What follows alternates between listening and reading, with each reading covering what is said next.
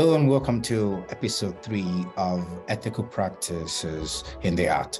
My name is Taiwo and I'm really excited to be doing this entire workshop with Gemma. We've gone through the first episode, which was on ethics is, and of course the second one, ethical questioning. And one of the things we've talked about is multiple ethical paradigms that we're engaging. Today we're focused on ethics of critique. Like rightly pointed out, Starrett in 1994, in an effort to create an opportunity for their students to read more about ethics and better understand it, they created the Ethics of Justice, Critique, and Care in their book titled Building an Ethical School. Later on in 2001, 2005, and 2011, Shapiro and Stratkovich added Ethics of Profession, which led to the concept of the multiple ethical paradigms. In this workshop, we added ethics of service and engagement, and we're hoping that these will add 2 ethical paradigms. Today, ethics of critique. What does critique mean? In what way or in what ways is the idea of critique different from criticism? Many of us as artists would love to engage in critique of, in fact, as a way of living and being and connecting to others. When we look at, watch, or listen to anything, there is an instant response, or from a point of reflection later on, there is a response that comes from us that could point to other ways of knowing, that could point to other ways of, exploring the material that we have seen, we've listened to, or we've engaged with. The idea of critique is giving a feedback, a constructive feedback on ways that whatever we've engaged with could be better. What's different about it? What did we learn from it? It's different from criticism, which is many times can be derogatory, can be pulling down, and can be negative. Within the context of ethics of critique, many times ethics of critique, it opposes or highlights problems inherent in the ethic of justice. As we will talk about ethics of justice in a subsequent episode, ethics of justice most times refer to ethics from the lens of law, legality, rules, and regulations. Many writers and activists are not convinced by the analytic and rational approach of the justice paradigm. Some of these scholars and practitioners even find a tension between the ethics of justice, rights, and laws, and concepts such as democracy, social justice, equity, and power. In response, they raise difficult questions by critiquing both the laws, rights, and policies themselves, and the process used to determine if the laws, rights, and policies, if they are just.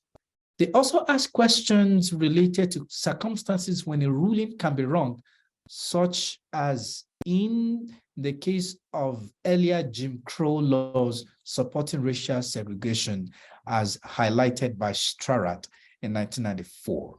The idea of questioning, as we rightly talked about and mentioned by our guest in the previous episode, Ethical Questioning, Dr. Hilary Bradbury, the idea of questioning is within the context of ethics of critique is the power that ethics can engage, which can make it an opportunity to be a political act.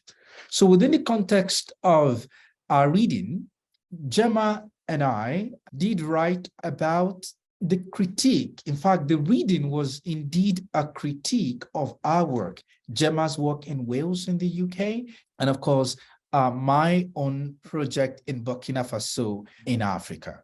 We started from the point of historical prelude, a positionality, where we talked about what's our relationship from a various level, what's our relationship to the project, to the environment, to the laws, to our experiences. And then, of course, it was within the context of research-based theater. But we were really interested in first starting from that point of positionality. And as we rightly pointed out in ethical questioning, positionality is critical. But Gemma and I did not finish, we did not conclude there. That helped us to identify what are the things that we needed to critique. And some of those highlights, one, include the following. One is the idea of framing and the language of framing. For me, coming from the background of theater for development, the whole idea of language is critical because the language has always been a language of wanting to help the other. In fact, the language, a lot of the time within the context of theater for development, thinks and feels that there is a deficit in a particular community and another community or a scholar or group of scholars or practitioners need to come and help that community out of their predicament. Gemma was working with youth. And again, a lot of the time when we're talking with youth and working with youth, there is always the inherent power over, especially when we always talk about them without them. But we didn't just stop at the level of language and the language of framing. We also talk about the tension between qualitative and quantitative.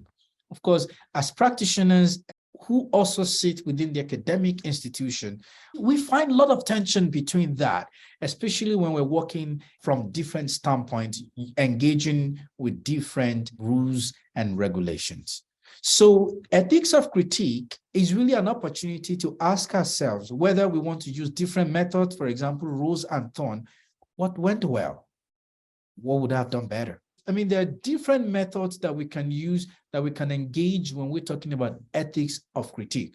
But at the heart of it is creating a space where we can get constructive feedback, meaningful feedback that can help the work progress, not just only from ourselves, because like we said, everything starts from ourselves, from really reflecting internally before going outward, but even creating a space where other stakeholders, from the funders to the community, to gatekeepers, every person that is involved, every system, every point of contact, every network, every stakeholder involved in this particular project or process, creating a space where they can critique both the process and the procedure, the system, the structure, and whatever we may think about that constitutes that particular project. As a way to wrap this up, and I encourage you, you can take the reading and read more about it. And of course, I did say we wrote it in the context of research-based theater, which came out of an academic work setting. We sort of used that article to do a critique of that for us also as artists, researchers. I'd like to set an example of how ethics of critique was really useful for me in my own work. From this article, I did mention a work that I did in Burkina Faso. I was invited to work with a community. I'm from Nigeria, and Burkina Faso, they speak French. And so the question of language was really critical. I had interpreters who worked with me, and I also had an assistant from the community who also understand the language and understand theater for development and theater in education and all of that. The way I set up the workshop was meant to be, I think, a week workshop. I did first and foremost did like a trainer, worked with my interpreter, the practitioner that was assisting and working together with me. That was the first step I did.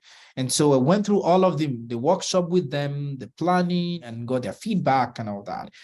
And when it was time to work with the community, I stepped in and I realized that, wait a minute. They were not necessarily responding to me. They were more excited anytime that either the interpreter or the person that was assisting me was taking on a role, they gravitated to them more than me. And that was when I really stopped and asked myself, within the context of where I was working, not necessarily within the context of legality, I was able to ask myself, what do I need to do differently? I used the entire, the rest of that day after the first workshop with the school. What do I need to do differently? And I made up my mind and I called my interpreter and the person that was assisting me. I like you to take on the leadership of this. I like you to be the lead facilitator, and I'm happy to tag along, and if there's anything that you need to ask, you need to clarify, I'm here. And remember, we've gone through the entire process together. There was initial resistance, but I told them, no, I'm okay. This is ultimately what's important is not about me leading and all of that. It's about creating a space where the community, this context, the school that we're working with, and the students, they have understanding of what we're doing. And that was exactly what we did. We were able to create that space. We were able to change that. And the following day, everything just came all together. I had to leave the way. I had to ask myself, something is not going on here well as I planned. What can be done differently? Within the context of working in a street sense of working, particularly in post-conflict zones, I've had the opportunity to work in different post-conflict zones. There are times that I want to challenge. I want to challenge the system. I want to challenge, and I had to be mindful of that. Not because of me, but because my community that I'm working with at any point in time, if I leave or when I leave, they are left alone by themselves. So ethics of critique, yes, opposes and highlights a lot of the inadequacies of the justice system from the perspective of legality, laws, rules, and regulations, which is what we try to do in Theatre for Social Change or socially engaged art practices. We're really thinking of social justice, and that's where critique comes into play. But we have to balance it, right? It's important to know that, to ask, how do I go about this? How does my practice, how does my methodology, how does my process, how does it advance social justice, or how does it stand in the way? How does my language of framing, how does my positionality enhance this work, or how does it take away from?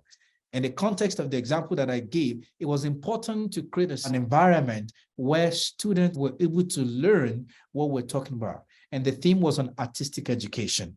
How else can I pass across the idea around artistic education when the community, from the signs and the signs and the signal that I could pick, they were not connecting more with me, they were connecting more with the interpreter and with the person that assisted me. The idea of critiquing comes into play. So we're looking at critiquing on those two levels. One is from the perspective of the legality, the rules and regulations and all of that. But the second part to it is it also connects to our earlier understanding when we talked about ethical questioning. Questioning became an opportunity for us to critique, for me to critique my process, my positionality, the space I occupied in that particular project.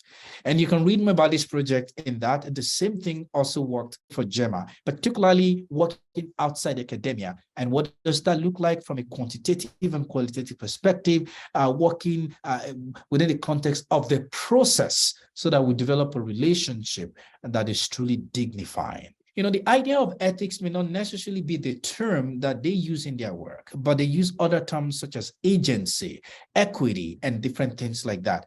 And at the end of the day, critiquing, questioning as a methodology, as a way to critique ourselves, to critique the system, to critique the process, to critique everything in the mix, not to pull down, but to construct or reconstruct, and even at times to deconstruct. We can create our project, our artistic project or creative project, whatever we're doing, or our space, the space that we occupy within the art, can support and move forward a preferred future that is hopeful, that is equitable, and that is built on a deep sense of dignity, responsibility, reciprocity, care, and accountability. I'll leave it at that. Thank you for listening to this. We'll be back again in our next episode. So thank you so much. If you have any questions, bring that during our live session. We'll be happy to engage with them.